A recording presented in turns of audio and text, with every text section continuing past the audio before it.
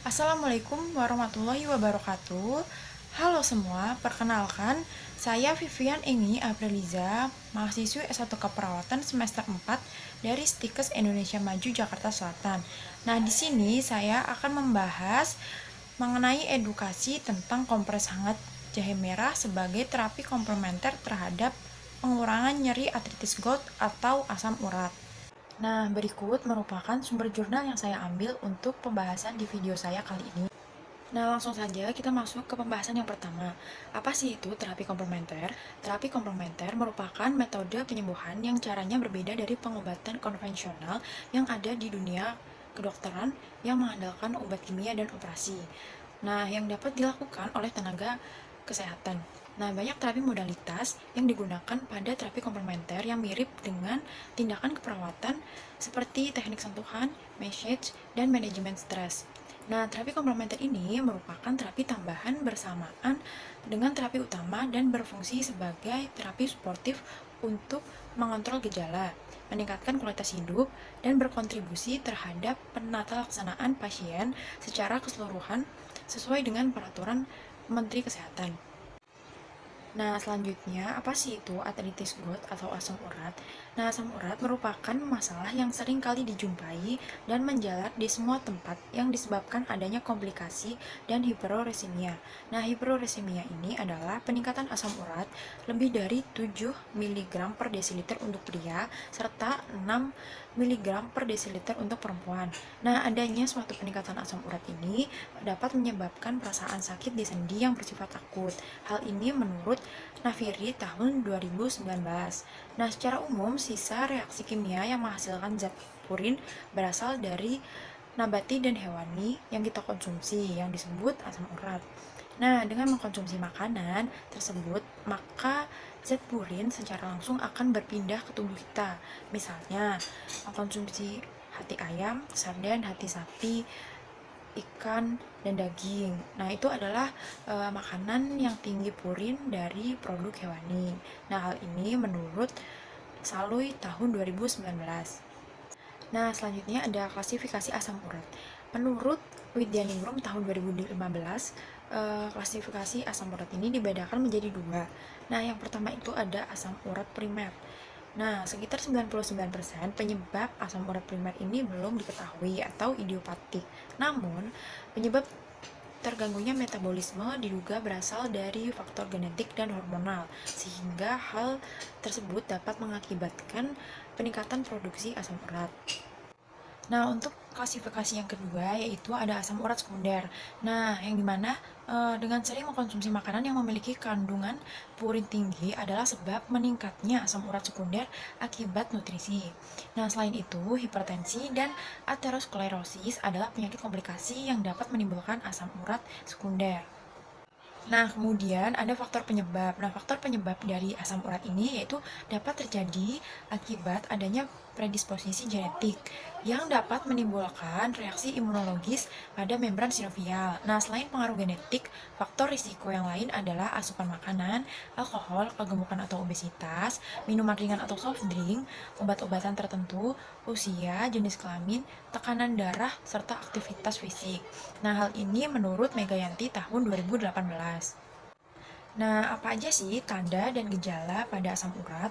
Nah, adapun indikasi serta tandanya yang muncul menurut Purwani tahun 2019, yaitu yang pertama ada kekakuan pada malam hari, pada persendian dan sekitarnya.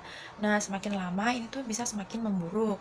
Kemudian yang kedua yaitu kulit berwarna kemerahan hingga keunguan. Kemudian ada rasa nyeri, pembengkakan pada persendian, kemudian pembengkakan pada kedua belah sendi yang sama atau simetris, kemudian ada benjolan di bawah, ada penonjolan tulang. Nah, yang terakhir yaitu ada demam, menggigil, serta tidak enak badan. Nah, selanjutnya kita masuk ke bagian jahe merah. Nah, apa sih itu jahe merah? Jahe merah adalah salah satu jahe yang menyandang sifat pedas, pahit, dan memiliki minyak atsiri yang lebih tinggi dibandingkan varietas lainnya. Nah, warna terluar dari jahe merah ini adalah warna merah muda hingga jingga, serta memiliki warna daging sedikit coklat. Nah, jahe merah seringkali digunakan sebagai salah satu bahan untuk pembuatan jamu dan digunakan sebagai bumbu masakan. Nah, hal ini menurut Arsyad tahun 2014. Nah, kandungan dari jahe merah yaitu ada apa aja sih? Nah, yang pertama yaitu ada minyak astiri atau volatil. Nah, minyak astiri di jahe merah ini lebih melimpah daripada varietas yang lain. Nah, di mana jahe merah ini tersusun atas ratusan senyawa kimia yang aktif. Nah, minyak astiri ini terbentuk dari beberapa kesatuan seperti pinena, sineol, camphena, caryophyllene, quercetina, pinena, serta firmakon yang berhasil memperoleh antibakteri sebagai penghambat tumbuhnya suatu bakteri. Nah, kemudian yang kedua itu ada minyak jahe atau oleresin. Nah, di dalam jahe mengandung oleresin sebanyak 7-10%. Nah, di dalam oleresin ini juga terdapat senyawa gingerol, sogal, gingerol, dan resin yang memiliki kandungan antiinflamasi, analgetik, serta antioksidan yang kuat. Nah, kandungan yang ketiga yaitu ada senyawa lain.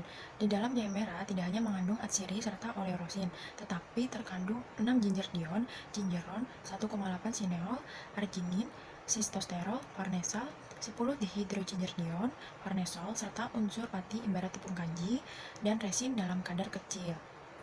Nah, selanjutnya ada manfaat dari jahe merah. Nah, manfaat dari jahe merah ini yaitu jahe merah seringkali dipergunakan sebagai rempah-rempah masakan di Indonesia karena aromanya yang khas.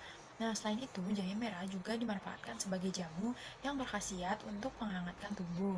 Nah, hasil penelitian menyatakan bahwa semua kandungan kimia jahe merah memiliki efek farmakologi serta fisiologi sebagai antioksidan, melawan peradangan, meredakan nyeri, mencegah pertumbuhnya kanker, menghambatnya tumbuhnya bakteri, serta pencegahan pembesaran tiroid. Senyawa-senyawa tersebut dibutuhkan seseorang sebagai peningkatan metabolisme, asupan, serta sebagai antibakteri. Hal ini menurut Arsyad tahun 2014. Nah, bagaimana cara atau prosedur dari kompres hangat ini? Nah, langkah-langkah pemberian kompres hangat menurut Agustiningrum tahun 2015 yaitu yang pertama yaitu dengan mempersiapkan instrumen atau menyiapkan alat dan bahan. Nah, yang pertama yaitu dengan menyiapkan kain atau waslap yang berguna untuk menyerap air. Nah, yang kedua yaitu dengan menyiapkan air hangat dengan suhu 37 Celcius sampai 40 Celcius. Nah, kemudian ada tahap kerja. Nah, yang pertama yaitu dengan mencuci tangan yang bersih. Kemudian yang kedua yaitu menerangkan terhadap responden atau pasien terkait langkah-langkah yang akan diberikan. Nah, yang ketiga yaitu ukur suhu air dengan menggunakan termometer. Nah, yang keempat yaitu masukkan kain atau waslap pada air hangat lalu dilepas. Nah, yang kelima yaitu dengan menempelkan kain atau waslap yang sudah diperas pada daerah yang akan dikompres. Nah, selanjutnya ada hubungan kompres hangat jahe merah terhadap tingkat nyeri asam urat. Nah, pemberian kompres air hangat yaitu adalah intervensi keperawatan yang kerap diaplikasikan oleh perawat. Nah, intervensi tersebut sering dianjurkan kepada pasien untuk menurunkan nyeri yang dirasakan. Nah, selain itu, intervensi tersebut juga memiliki efek meningkatkan relaksasi otot, memberikan rasa nyaman, meningkatkan sirkulasi darah, serta meningkatkan relaksasi psikologis. Nah, pada fase fisiologis, kompres hangat ini dalam meredakan nyeri dengan transmisi dapat menimbulkan sensasi hangat, sehingga mampu membatasi keluarnya media peradangan, antara lain sitokinin proinflamasi, yang mampu meredakan sensitivitas nosiseptor yang dapat melingsirkan stadium pada nyeri yang sampai berlangsung demosi nyeri. Nah, hal ini dinyatakan menurut Mamudi tahun 2018. Nah, pada jahe seringkali digunakan untuk menurunkan nyeri sendi karena adanya kandungan gingerol dan soagol. Nah, kompres hangat jahe merah ini mempunyai enzim siklooksigenasi yang berfungsi meredakan radang terhadap asam urat.